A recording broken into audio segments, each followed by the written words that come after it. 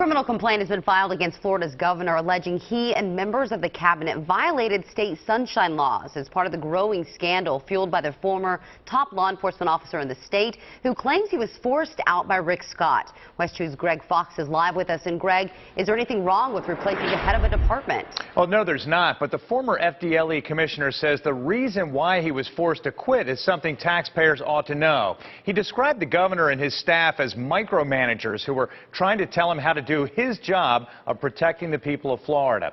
Today, the governor was asked again about those allegations. Jerry Bailey was given the opportunity to step down. He did. Governor Rick Scott's budget address was consumed by the firestorm following the abrupt exit of Gerald Bailey, the commissioner of the Florida Department of Law Enforcement. Bailey told the Tampa Bay Times he was forced to quit because he refused to let Scott pressure him into criminal investigations, hiring Scott's friends, and having his agents chauffeur Scott's election team. Scott said every allegation except one that he had a campaign staffer ask Bailey for political advice is false. The attacks against me are absolutely untrue, and they're ridiculous.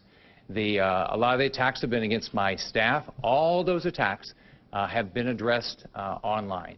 And they've been rebutted. Because Bailey claims Scott's advisor told him the governor had the full cooperation of the cabinet in firing Bailey, Tampa attorney Matt Widener believes they broke sunshine laws by meeting behind closed doors and has filed a complaint requesting a criminal investigation.